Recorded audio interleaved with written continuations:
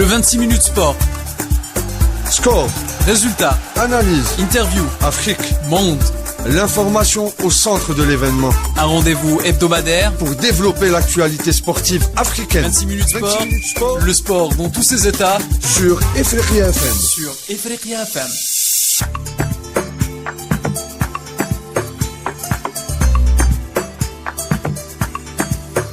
Bonjour, Salama Nagadef Mboy. Vous êtes les bienvenus sur Ifriqiya FM. Ifriqiya FM, la radio africaine et des panafricains. 26 minutes sport, votre magazine sportif consacré à l'actualité africaine sportive. Cette semaine, et en exception, on parlera du volleyball. Le volleyball, sport très apprécié en Afrique, et avec nous des grandes sommités ou une grande sommité qui va nous décortiquer le volleyball africain.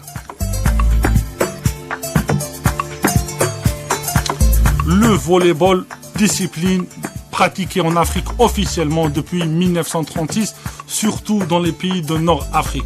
Après, on a su développer le volleyball dans l'Afrique subsaharienne avec des méthodes africaines. Et avec nous, pour parler du volleyball africain, Monsieur Mohamed Tahar Zerdoumi, bonjour. Bonjour, merci pour votre invitation.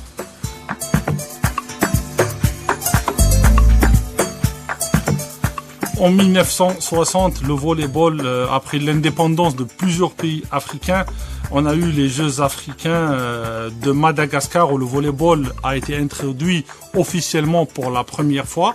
Monsieur Zerdoumi, avant de parler vraiment du volleyball africain, présentez-vous aux auditeurs de Ifriqiya FM et à tous les panafricains à travers le monde. Bon, synthétiquement, Mohamed Tahar Zerdoumi, j'ai l'âge de 71 ans, j'ai passé plus de 55 ans de ma vie dans le monde du volleyball, en tant qu'athlète, puis en tant que formateur, puis en tant qu'enseignant, puis en tant qu'instructeur international. Voilà succinctement mon parcours. J'ai fait des productions de manuels d'entraînement de volleyball. Il y en a un qui bientôt va être édité, encore le troisième. Et j'ai circulé durant plus de 30 ans. J'ai fait pratiquement les 3/4 des pays africains en tant qu'instructeur international. On parlera en détail de votre expérience africaine. On sait que vous êtes un globe-trotteur de l'Afrique. Vous avez eu des étudiants, des athlètes d'un peu partout. Quel constat on fait du volleyball africain aujourd'hui? Actuellement, le volleyball africain est en pleine progression. Véritablement en pleine progression. Quelques faits saillants. Quand on voit beaucoup d'Africains du Nigeria, du Cameroun, d'Égypte, d'Algérie aussi, de Tunisie, on fuit du Sénégal, des Camerounaises, des Kenyennes. Quand on voit beaucoup de ces athlètes sont en Europe. Et ils donnent de très très bons résultats avec leur club professionnel ou semi-professionnel. C'est déjà un fait saillant que, avec le manque de moyens par rapport au professionnalisme, l'Afrique arrive à produire de très très grands athlètes, soit en filles, soit en garçons, qui font un peu le bonheur de beaucoup de clubs au niveau de l'Europe. Par rapport en Afrique, nous avons beaucoup d'athlètes, nous avons aussi d'excellents entraîneurs. Le véritable problème, ce sont les moyens. Il y a certains pays qui ont quand même des moyens et qui mettent... C'est la problématique du sport en Afrique. Généralement, c'est la problématique. Beaucoup plus en Afrique subsaharienne, parce que tout le monde travaille que sur le football. Le volleyball, c'est le parent pauvre des sports collectifs, enfin des sports en général. C'est pas un sport de riches, on va dire. Non, c'est pas un sport de riche, c'est beaucoup plus un sport d'universitaire. D'accord. C'est beaucoup plus dans ce sens-là, parce que on le pratique dans les cités universitaires. Dans les cités universitaires, on le pratique. Pourquoi? Parce qu'au départ, en Afrique, le volleyball volleyball, au départ, c'était beaucoup plus de la distraction en famille, entre copains, au niveau des campus. Et ça s'est développé quand il y a eu création des clubs et qu'il y a des dirigeants. Et ça, je tiens à tirer chapeau aux dirigeants, à beaucoup de dirigeants en Afrique, bénévolement, qui ont mis de leur argent, qui ont mis de leur temps pour former des entraîneurs, pour former des athlètes. Et sauf que nous, en Afrique, c'est notre véritable problème. On n'a pas de reconnaissance entre nous, il n'y a pas de reconnaissance des possibilités, du potentiel, soit entraîneur, soit athlète, soit dirigeant. Alors, au niveau de la IFIVB, il y a pas mal d'Africains qui sont représentatifs au niveau de la IFIVB, au niveau de la KVB. Ils sont efficaces ou pas? Si, ils sont efficaces parce que l'Africain en général est un guerrier. D'accord. C'est véritablement un guerrier. Un guerrier, pourquoi? Parce qu'il a eu déjà la colonisation, il sait qu'est-ce que ça veut dire se battre pour arriver à quelque chose. Mais un guerrier auquel on ne donnera pas de véritables armes pour pouvoir aller au combat, pour pouvoir faire accéder ses athlètes, ses dirigeants à un autre niveau, et ça c'est la pierre d'achoppe. Pas qu'il nous manque, mais disons au niveau des gestions, on reste encore en deçà par rapport, si on doit se comparer par exemple avec l'Europe ou l'Asie et d'autres continents. On avait discuté sur l'exploit cubain. On sait que génétiquement, il y a beaucoup de similitudes entre l'athlète cubain et l'athlète africain de l'Ouest, les Cap-Verdiens ou les Angolais. On peut pas faire la différence entre eux si on les voit dans le même événement. Et on avait parlé comme quoi les Cubains, ils avaient pas de moyens. Comment les Cubains arrivent à exceller dans ce sport sans moyens, et l'Africain, il dépasse pas ce cap que je sais que la meilleure performance était en 2004 avec l'Égypte, non? Oui, tout à fait. Les Cubains, c'est un autre phénomène. N'oubliez pas. On les compare en Afrique. J'aimerais bien voir plus. Oui. Oh, génétiquement, l'Afrique subsaharienne ont pratiquement les mêmes phénomènes génétiques que les Cubains. Les Cap-Verdiens et les Angolais de plus. Encore plus. Les Nigérians, les Camerounais, les Kenyans, Kenyans quand je dis garçons et filles. Hein, D'accord. Donc, ils ont aussi un autre potentiel, c'est la taille. C'est des, je ne dirais pas des colosses. Des bons bébés. De gros bébés. Ouais, de gros bébés. de gros bébés dans le bon sens du terme. Ouais. Et donc, ils ont de l'explosivité. C'est-à-dire, en deux mots, ils ont comment on appelle, les FT, c'est-à-dire les myofibrés à réaction rapide, beaucoup plus dans leurs muscles que les fibres à réaction lente. Réaction lente, ça, c'est surtout pour les sports de combat. Et l'Africain est doté génétiquement. Pas cela. Quand on va à travers mes vadrouilles au niveau en Afrique, j'ai fait quand même quelques tests dans certains pays et ils n'ont rien à en vouloir par rapport aux Cubains. Sauf que les Cubains, ça travaille 6 heures par jour. Dès le départ, au niveau de l'école, au niveau de l'école, à partir de 4 ans, tout le monde passe au test physique. Tout le monde, toutes les écoles de Cuba, à Camagüey, partout, à la Havane et tout ça. Et à partir de ce moment-là, ils les orientent sur les écoles primaires, ce qu'on appelle les écoles primaires. Ils les orientent dans des écoles primaires qui deviennent spécialisées. D'accord, du volley. Du volley, du basket, de la boxe, de l'athlétisme. Ils les orientent et ils les suivent. Tout en faisant leurs études. Que ce soit le plus normalement du monde, sauf que à ce moment-là, ils ont jusqu'à 3 heures par jour d'entraînement. Donc, si vous avez dès l'âge de 6 ans 3 heures par jour d'entraînement, en fin de compte sur 5 jours en semaine, vous avez 15 heures. 15 heures, actuellement, chez nous, en Algérie, les seniors ne font pas 15 heures par semaine. Et en Afrique? En Afrique non plus, en dehors de l'Égypte. Et un peu la Tunisie. Ces derniers temps, il y a la Libye qui commence à pointer. Mais bon, au niveau du Cameroun, c'est beaucoup plus, à la limite, ils ont exporté beaucoup de joueurs. C'est des joueurs qu'on prend sur le tas. Parce qu'ils ont des prédispositions, on les prend sur le tas, et puis il s'avère qu'il on les façonne ailleurs. Pratiquement, on les façonne ailleurs. La nature, elle fait son travail, on les Et c'est ce façonne. qui se passe en football. En fin de compte, on vient, on les chope, on les sélectionne et on les emmène ailleurs. Et pauvre de nous en Afrique, on n'arrive pas à bénéficier de nos propres compétences, que ce soit au niveau des athlètes ou là au niveau des entraîneurs. Voilà à peu près l'une des grosses différences, c'est le volume de travail, le volume d'entraînement et la détection dès le départ, détection et sélection dès le départ. Là, on n'en a pas.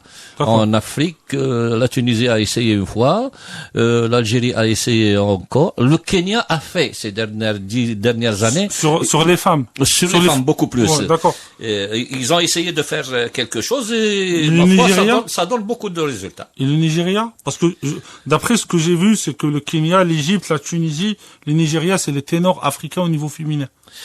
Non. Au niveau féminin, actuellement, c'est le Kenya et le Cameroun. D'accord. Kenya, Cameroun, vient l'Égypte, vient la Tunisie, l'Algérie.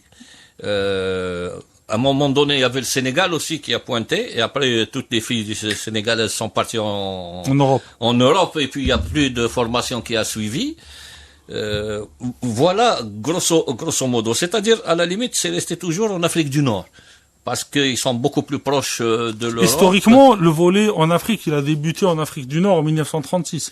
Oui, mais il a débuté parce qu'il y avait la colonisation et les colons qui étaient... C'est eux qui pratiquaient, c'est pas les... qui pratiquaient, c'est comme les Américains quand ils ont débarqué, ils ont ramené avec eux le ballon du football américain et tout le monde s'est mis à faire dans les camps militaires et tout ça. C'est à peu près le même cheminement. Bon, et ça a pris en Afrique, ça a pris pourquoi? Parce que c'était présenté sous la forme du jeu de distraction, pas du jeu compétitif. Du jeu de distraction, et beaucoup de pays se sont pris dans ce cheminement-là, et ma foi, pas mal ont réussi à hausser leur niveau jusqu'à ces derniers temps, où les Kenyennes se préparent justement 3-4 mois au Brésil, les Camerounaises se préparent avant les compétitions, de grosses compétitions africaines, ou les tournois qualificatifs olympiques se préparent jusqu'à 6 mois. Jusqu'à 6 mois. Bon, donc ça veut dire que l'État investit. Ouais, c'est du gros moyen. Et c'est pour cela que j'ai dit, si on veut aller plus haut, il faut des moyens. Et parmi les premiers moyens, c'est l'argent. Et l'autre moyen, c'est l'infrastructure. C'est l'infrastructure et pour développer multiplication du volume de travail. J'ai devant moi le Big Five du volleyball africain, la Tunisie, l'Égypte, le Cameroun, la Libye, le Nigeria. On voit que la Tunisie, c'est avec 11 médailles, 11 médailles d'or, l'Égypte avec 8, le Cameroun avec 2 et l'Algérie aussi avec 2. Comment expliquer que la Tunisie, c'est un pays pas assez grand comparé à l'Égypte, le Cameroun, et les Tunisiens arrivent à exceller dans ce sport-là? Je ne vais pas faire de la politique. On fait pas de la politique, voilà. On fait du panafricanisme. Oui, mais vaut mieux expliquer les choses scientifiquement, clairement, scientifiquement, sans participer. Sans tabou. À la création de la Confédération africaine de volleyball, à leur tête, c'était un Tunisien. Et bien sûr, il a bénéficié. La Tunisie a bénéficié de tout l'apport de la FIVB. Le programme d'aide sportive. D'aide sportive. Ils ont installé un centre de développement chez eux. Le Sénégal aussi, il a un autre centre. Et ça a donné très vite une autre dimension. Et les Tunisiens, même les Tunisiennes à ce moment-là, ont fait un grand saut dans le monde du volleyball. S'en est suivi justement quelques temps après.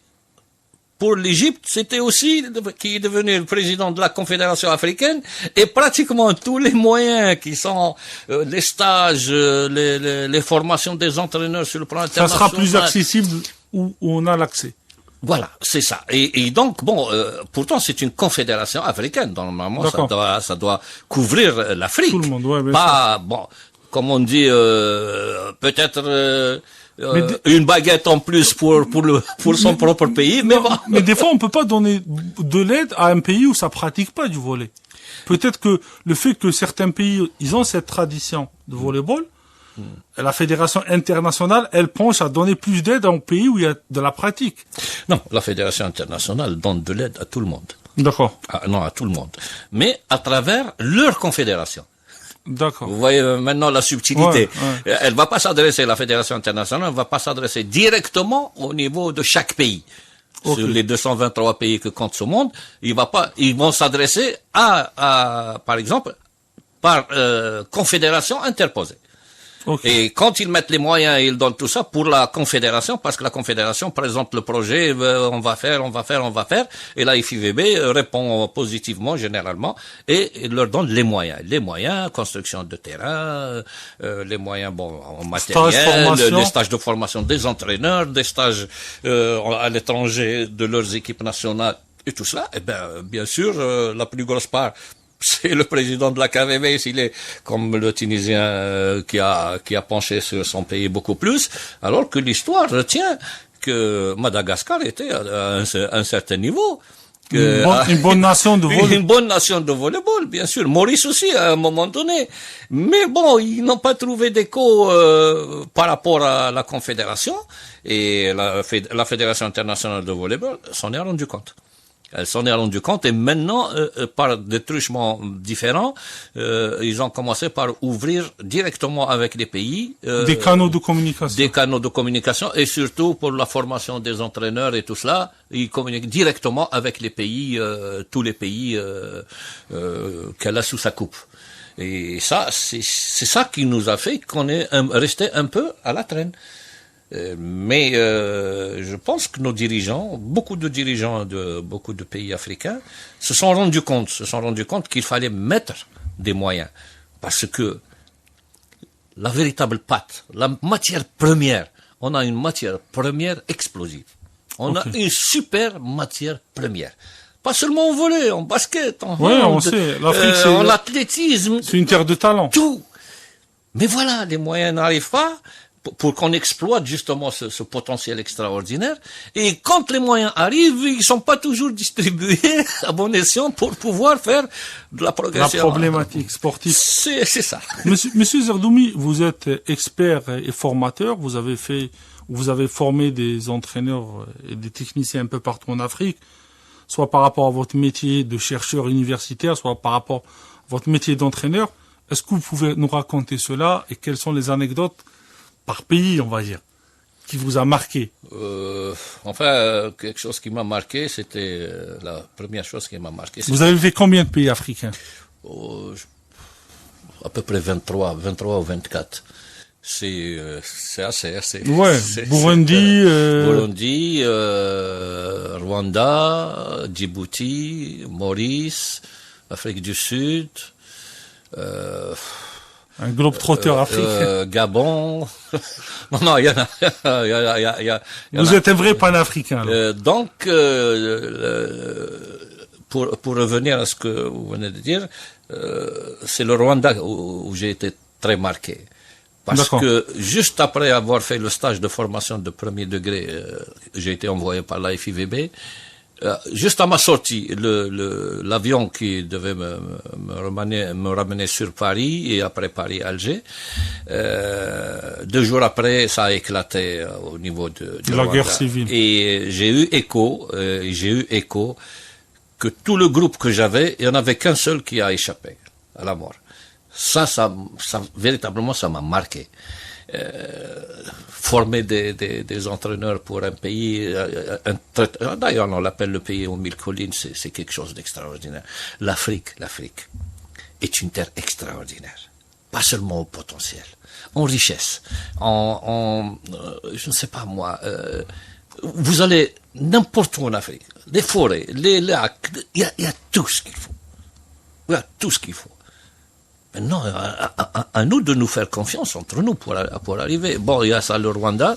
L'autre, c'était Maurice. Et pour moi, Maurice, ils avaient une superbe salle, mais ils étaient encore sous la coupe, comment on appelle ça, d'un entraîneur qui est devenu directeur technique national chez eux, dont je tairai la nationalité.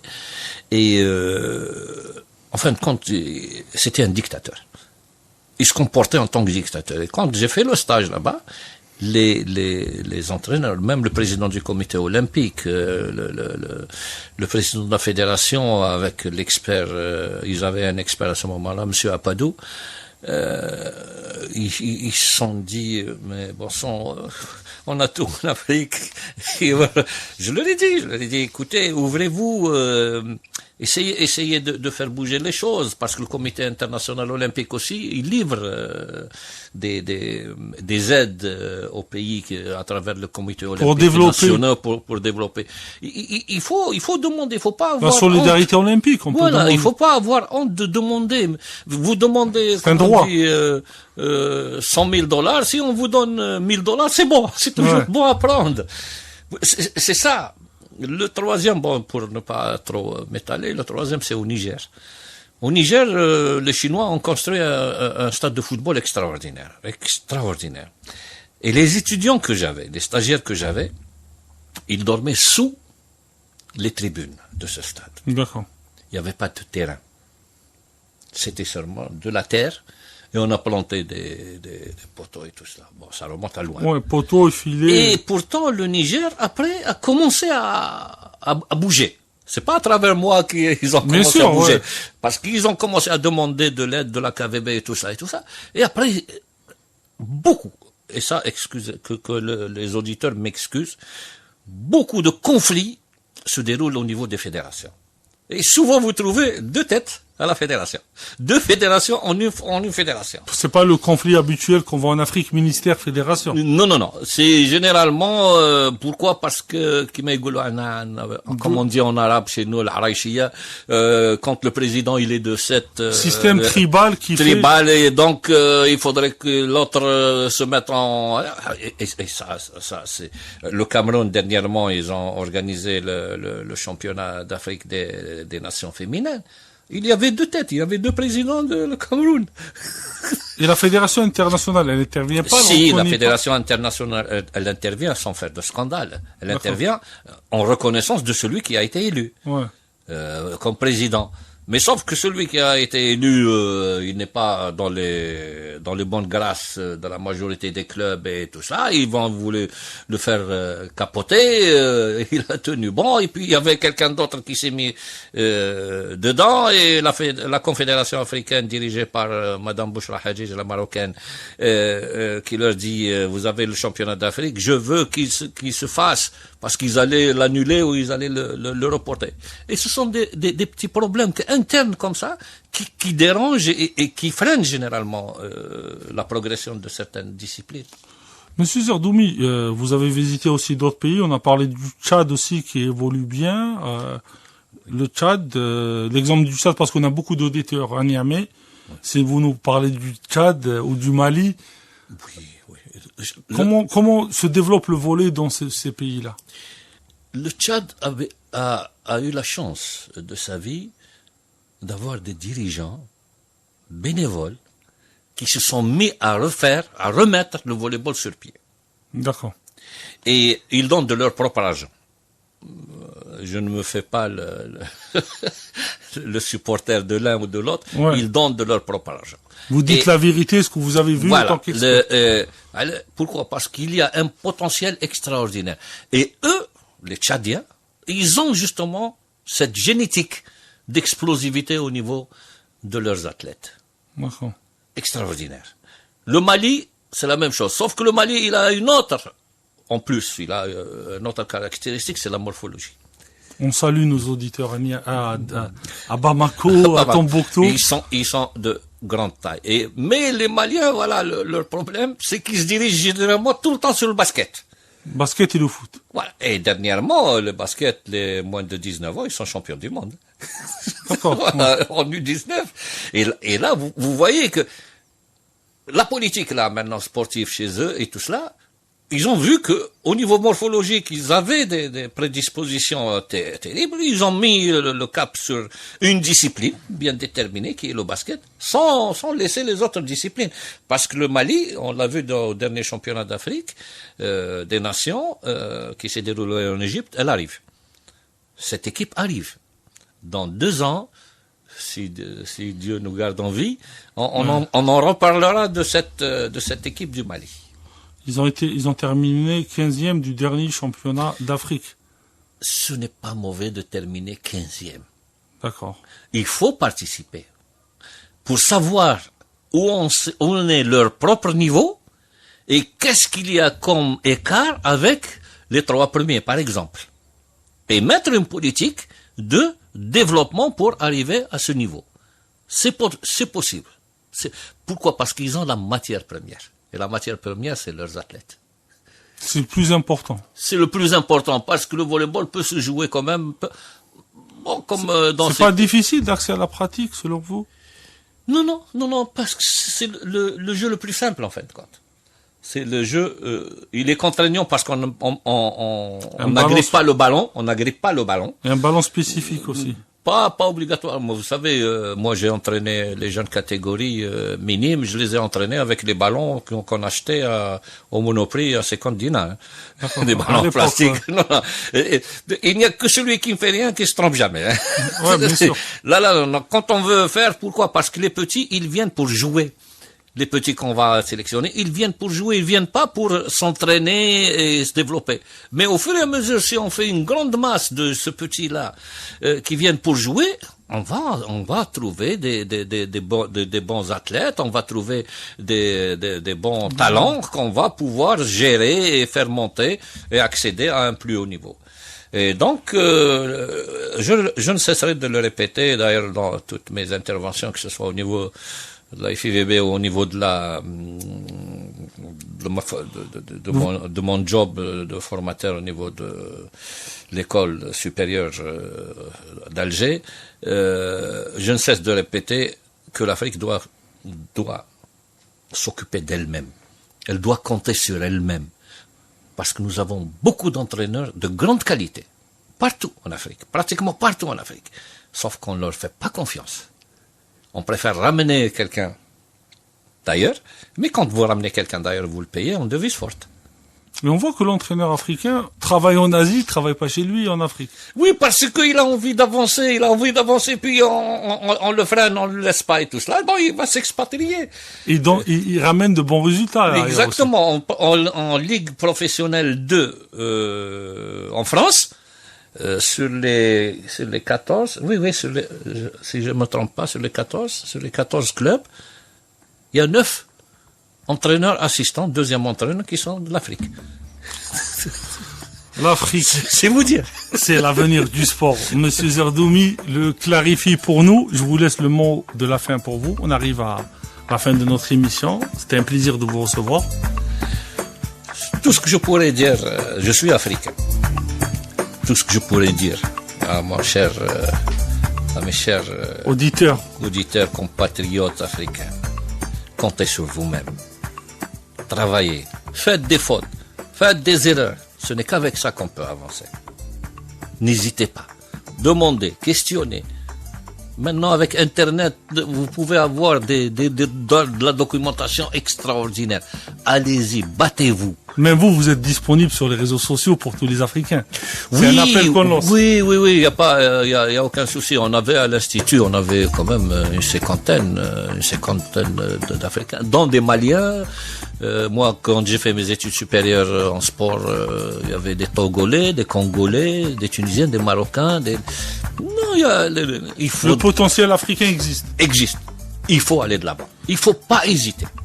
Il faut aller de l'avant. Monsieur Zerdoumi, c'est le conseil qu'il nous donne. Moi, je vais pas terminer. Je vais rester sur les conseils de Monsieur Zerdoumi.